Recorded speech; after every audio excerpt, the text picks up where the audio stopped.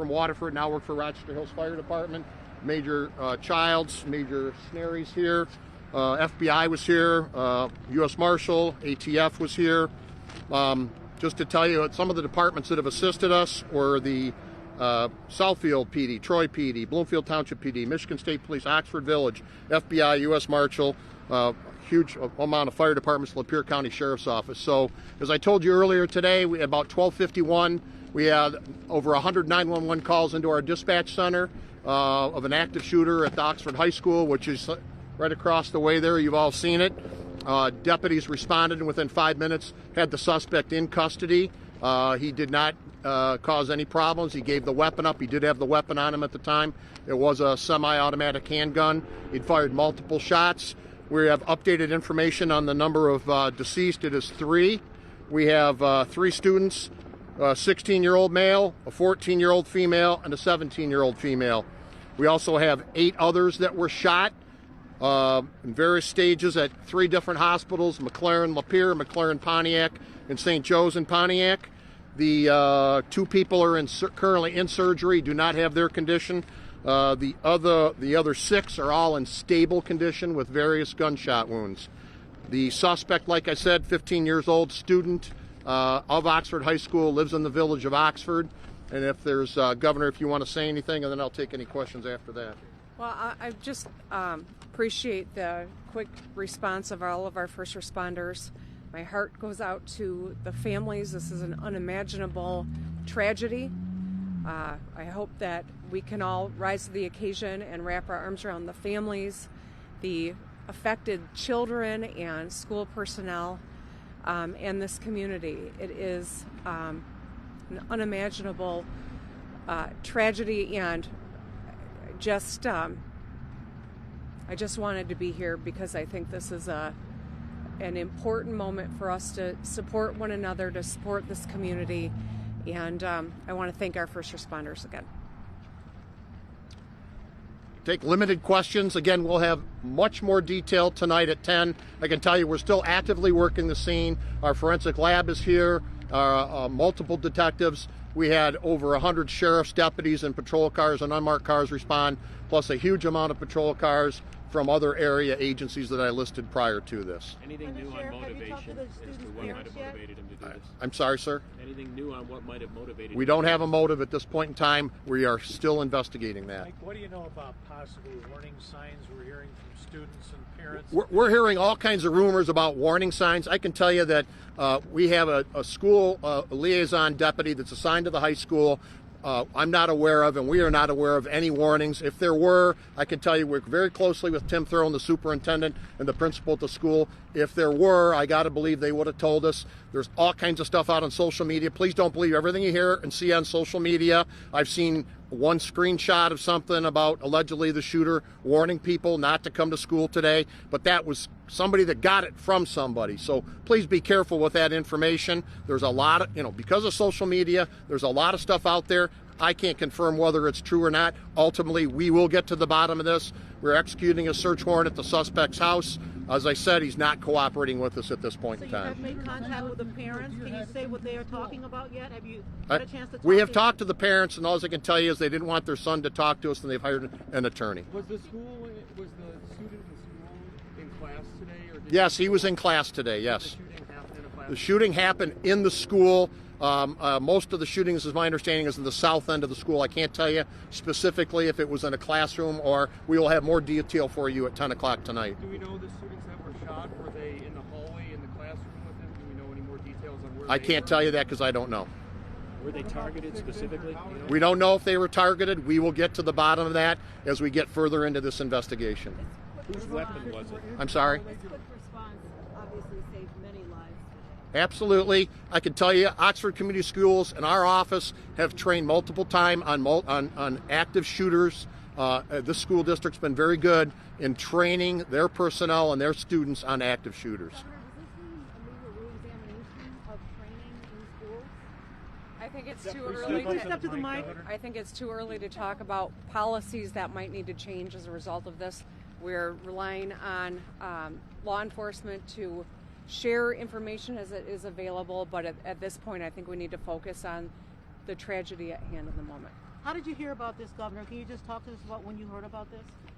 My team has been in communication with Dave Coulter and leadership here in Oakland County, the Sheriff's Office, Michigan State Police, and so I heard pretty quickly, but obviously we've been monitoring it, not having a lot of information, and so appreciate the work that they're doing to keep us all informed. We have seen these in other states and other parts of the country. Now it's here. What does that say? That this is a uniquely American problem that we need to address, but at this juncture, I think we need to focus on the community, the families, supporting all the first responders, including the incredible people at our hospitals that are working so hard to save the lives of those who are fighting for their lives right now. And I can tell you're so deep, as you should be. You're a mom and you're a human being. You're so deeply affected by this. Talk to us about that. I think this is every parent's worst nightmare. Mike, you're still working the scene of the school. Correct. Chances are school will not be held there tomorrow or anytime soon, correct? I got to believe school's not going to be in session tomorrow. That's correct. Yeah, you have a big scene to... That is correct. We've done 3 sweeps of the high school to make sure that there's no other victims or anything else that we need to be aware of. But it's a fairly large crime scene. Like I said, our forensic lab is here processing the scene. I can tell you that all the parents and relatives have been notified of the deceased and of everyone that is that was shot, and a deputy has been assigned to each and every family. Do you know where he obtained the weapon? Yes, I know, but I'm not going to say at this point in time. You said you talked to the parents of the shooter. Very briefly. Are they cooperating? Well, in that they came and saw their son at our Oxford Township substation and then left. And they told him not to speak to police? That's correct, which is his right. But that would also indicate not a willingness to cooperate at this time. Well, at this time, who knows what the future brings. He's in Pontiac now, is that correct? He's at Pontiac Children's Village. He's 15 years old, so he's lodged as a juvenile at this point in time. He could be charged as an adult. Again, that's totally up to the Oakland County Prosecutor's Office. How would you characterize the parents? Were they cooperative? You know, Were they taking any of your questions? I can't say I wasn't there. I can just tell you they came to the substation. They met with their son. They told us that they would not let him talk. We have to, in a juvenile, we have to get permission from the parents or the guardian of that juvenile in order to speak to them. And we did not get that. 2 letters sent home to parents this month regarding other threats. Any indication that they're tied together? No, there's no indication of that. I know a question came up earlier about a deer head incident. This is absolutely unrelated. That was a different incident, a different student. Any indication that this shooter was bullied in school? No indication at this point in time, but, you know, it's ongoing, so I don't know. Do you know whether or not this is a student who had contact with discipline? I got 2 talking at once. Go ahead. What does the school do to make sure guns aren't getting in, and how might that have broken down? Well, we have a deputy assigned to the school full-time, obviously. Not all schools have metal detectors. They have one entrance. This school district has taken great care, in my opinion. I live here. I live about 1.5 miles from here. I can tell you, I know the superintendent personally. He has been very proactive in terms of trying to protect the school district. So I think they've done everything they can. Should every school and every building have metal detectors? You know, it's very expensive, but I can't answer that question. I don't know. Was the deputy on duty the one who actually... Hang on, you go next. How much ammunition did we have on him? He fired multiple shots. Somewhere in the area of 15 to 20 at this point in time. Undersheriff, do you know whether or not this is a student who had contact with discipline in the past with this school system? I don't know that. Undersheriff, was it a ghost gun? What, a ghost gun? A gun that was No. made, No. unregistered? No, I can tell you it was not. Was it firearm that he legally had? I can't say. I can just tell you it's not a ghost gun. Was it within the family? Family member? I'm not going to get into that at this point in time. Was the deputy assigned to the school the one who apprehended The him? deputy and another deputy who also responded were the ones that took him into custody.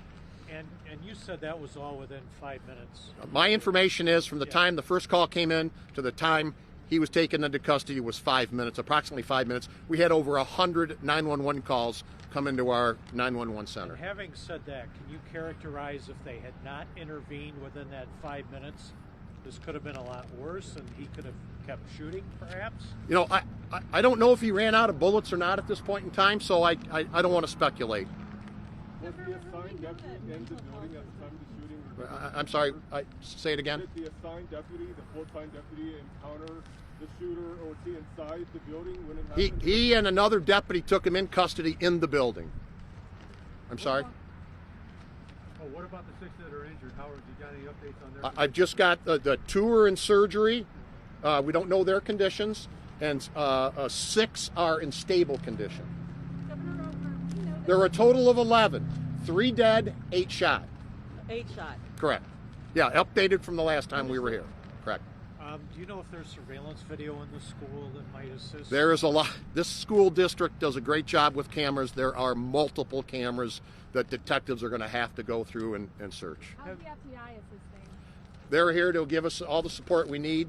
As you know, the Special Agent in Charge Waters was here earlier, and they will give us technical assistance in terms of, we've got social media searches, we have potential cell phones. There are 1,800 students that go to this high school, okay? I'm not saying all 1,800 were here today, but we have to interview each and every one if they have any knowledge whatsoever. Do you have any information on the makeup of the 11 injured between teachers and students? One teacher, the rest are students. Undersheriff, I assume that you're also looking for information from the public, anybody who's had contact with this young man or anybody. So why don't you make your plea to the public? Yeah, please, if anybody has any information, you can call the Sheriff's Dispatch Center at 248-858-4911. That's 248-858-4911. What kind of information are you looking for from the public? Any information they may have. If they've heard, if they know anything at all about this young man or what was going to happen or what happened today, they can call us. As your knowledge, is this suspect had any prior run-ins with law enforcement? Not to my knowledge, no. Thanks, Undersheriff. Thank you, Okay, sir. all right. We'll be 10 again, 10 o'clock. 10 o'clock here? No, at Sheriff's Headquarters in Pontiac, 38 East, Building 38 East, 1200 North Telegraph. It'll be a lot warmer because we'll be inside. So your first and last name again? Michael McCabe, MCCABE.